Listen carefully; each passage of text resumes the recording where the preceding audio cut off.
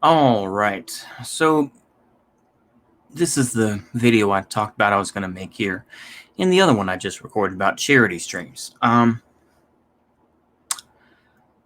Do people support Israel because it is a democracy?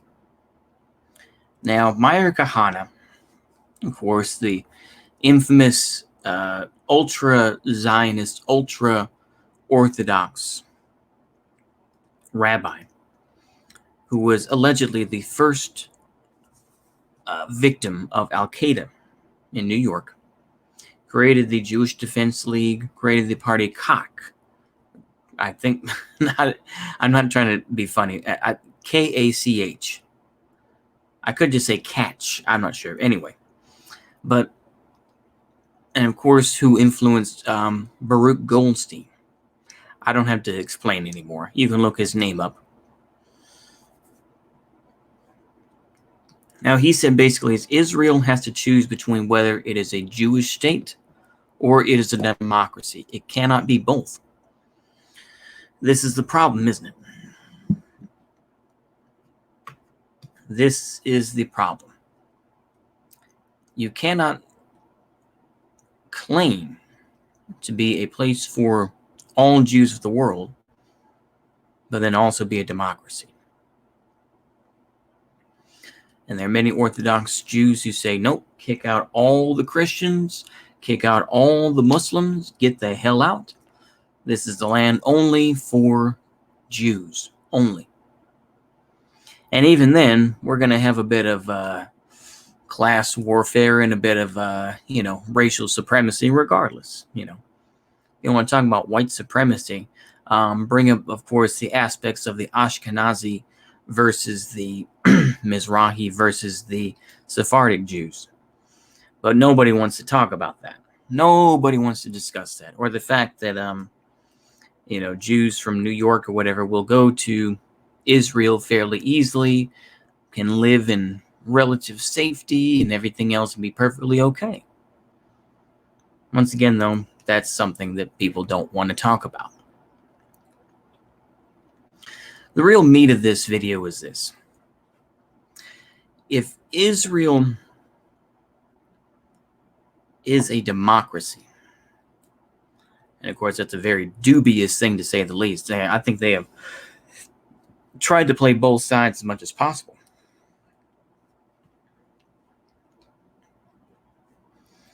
They have tried to play both sides of, we are a Jewish state that allows Russian Jews and Jews from all over the world to come to Israel.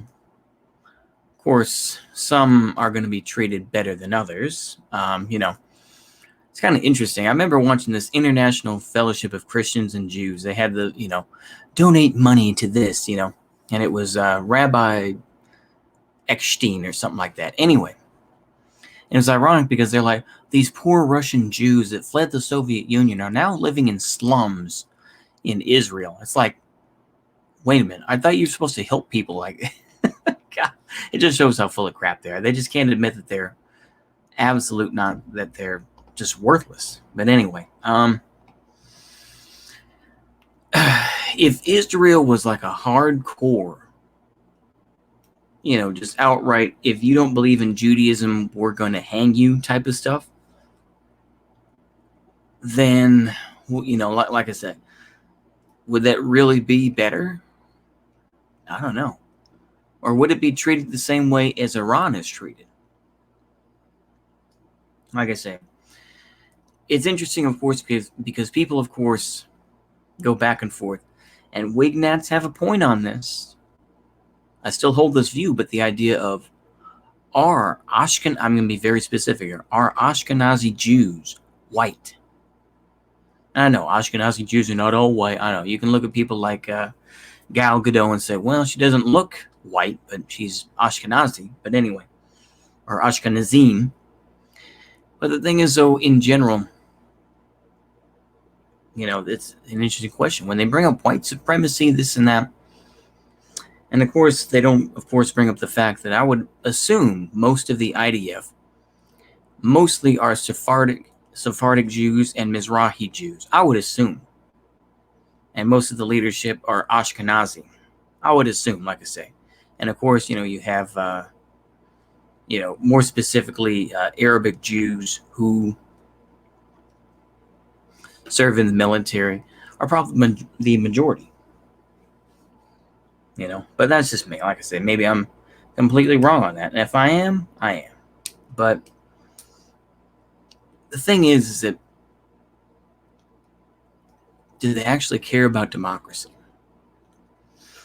When I see people like this Spooky Nuki who say things like, wow, Israel isn't doing that well as an ethno-state, and then post this screen grab of a dictionary definition of an ethno-state where it's like people of the same ethnicity, religion, this and that. It's like, that's a self-own, isn't it? That's a self-own to be like, it says right there in the definition, ethnicity and religion. And it's like, are you really going to say that the 2 million Palestinian Arabs are equal citizens to those of Jewish origin? Or, whichever origin you want to put it as? No. It kind of brings me back to that point. These folks will curse the IDF, as you should. They will curse but they will also curse Hamas as well. Say what you will, but Hamas is what it is, right? I mean, it's the same thing with Hezbollah. Hezbollah is the only real force that has defended Lebanon since 1982. It's the whole idea of it. Anyway, I'm getting off track. The thing is that they will talk endlessly about Hezbollah and Hamas and will not talk about groups like Irgun or Lehigh or talk about Lahava, the new far-right Israeli group that demands Christians leave, that demand, all these sorts of things, being against interracial marriage and all. Like I said, there's never any word about that. There's never any talk about that. People getting beat up in the streets and it turns out that person is Jewish in Israel is kind of silly. It's always, and then of course you see the outright, just sort of the gay ops that go on when you see, ironically, a Jewish man who, like I said, amongst all these protests and people waving the Palestinian flag, that you'll see Palestinians come out in Los Angeles and beat up a Jewish guy in LA. It's almost like a setup. It's the same thing that happened in, I believe, it was in Manhattan, up there in New York City. Another Jewish guy with his kippah on, or his yarmulke, is getting beaten up as well. It's almost like it's a setup to discredit Palestinians. It's almost like it's a setup. Almost. I don't know. You tell me. But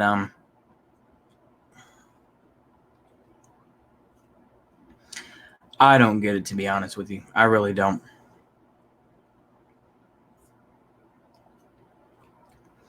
It just blows my mind, this idea of, do they care that Israel is a democracy? Do they really care? Like I say, in general, do you see the IDF going to support the U.S. in, I don't know, in South Korea? No. Do you see them support them even in Iraq or Afghanistan directly? The IDF? No. They'll shoot missiles. They may have Mossad, this and that. No. It's amazing to me how people will make excuses for Israel. They'll say, but they are needed because of the Holocaust, this and that. Ignoring, of course, that a few of those Holocaust survivors from the Aliyah Bet, as it is officially known, joined groups like Irgun, who bombed the King David Hotel. Nobody says a word about that. Like I say, everyone walks on eggshells about it. They don't discuss that. Dair Yassin, they never talk about it. The fact that Israel supported Argentina over the UK because Menachem Begin had that much of a hatred over the Brits. Like I say, that's not even me defending the Brits. Go ahead and dab on the Brits all you want to. But it goes to show how petty these folks are. Same thing with, I would assume, Israel supporting South Africa and Rhodesia against the British. Now that's an assumption. That's a pretty big assumption, but that's just my opinion.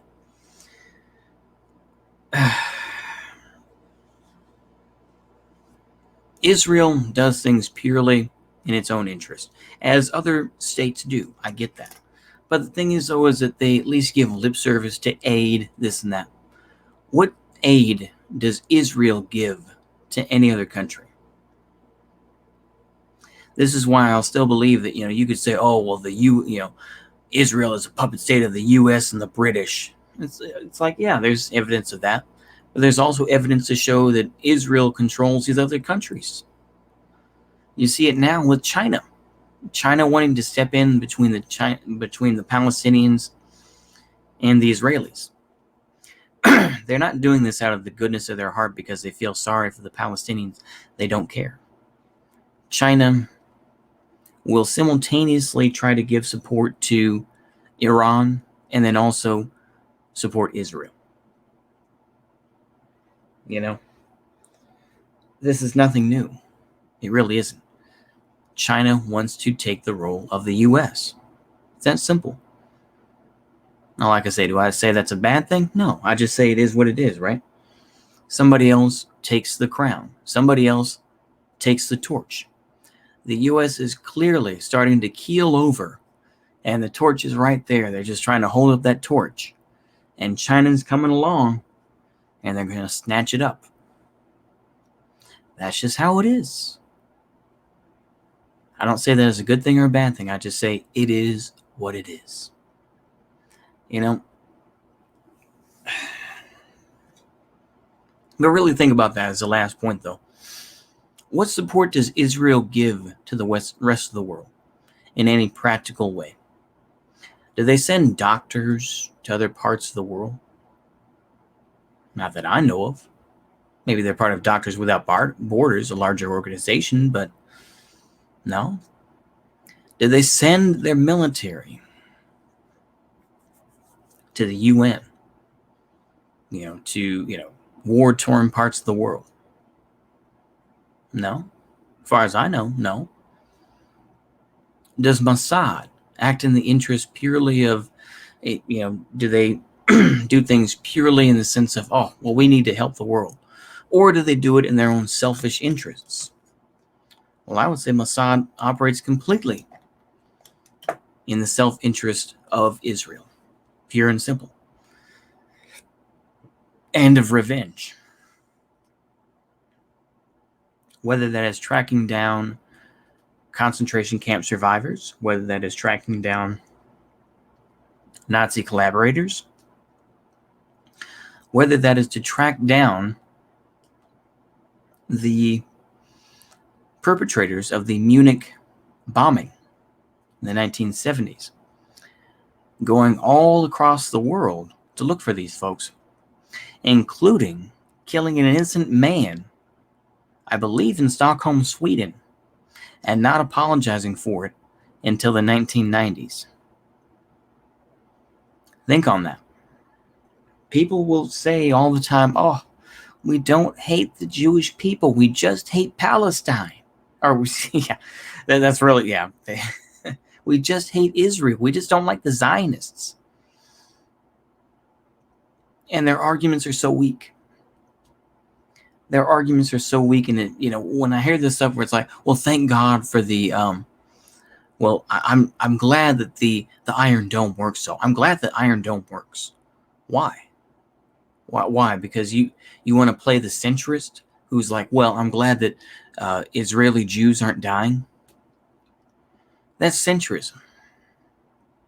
You criticize centrists. You're supposed to dab on centrists. You're playing this centrist bullshit where it's just like, we don't like Hamas. We also don't like Israel. Yeah. It's just, like I say, this is something that completely undoes people's arguments. It's like, if you're going to choose the Palestinians, okay, then do something for them instead of this bullshit where it's just like, well, anti-Zionism isn't anti-Semitism, this and that. It's just like, and the thing is that luckily for Twitter is that most of the Wignats and most of the right-wing Twitter is gone. A lot of the big folks that were on the bigger accounts, they're gone, and they don't want to come back. And it's probably for the best, because now they're arguing amongst themselves. Now, of course, you're going to have the idiotic, brain-dead Zio bootlickers, people like Elijah Schaefer and, all these other type of folks are superpower broadcasting, these idiotic Zionist bootlickers. That's all they are. They don't care about any of this shit. They just want to pretend like they're the least racist people in the room. That's really all it is. I'm not really racist. I support Israel. I'm not racist. Anyway, goddamn, I'm going way too long on this one, but every time someone has to bring up Israel and Palestine, it's just regurgitated bullshit. It's just regurgitated over and over, and nothing ever gets done with this stuff. Nothing changes with this. Everybody's afraid of being considered, an anti-Semite, this and that. And because of that, nothing ever gets done. And I don't know. There's just no point in it. I'm sorry for even making another video about Israel, but holy shit. Someone needs to call this bullshit out. And I probably didn't do the best job, but you know what? Somebody has to say something about this shit in a realistic and balanced way. And idiots like you are doing a shit job at it. Do better. All right, y'all have a good one. See you later. Goodbye.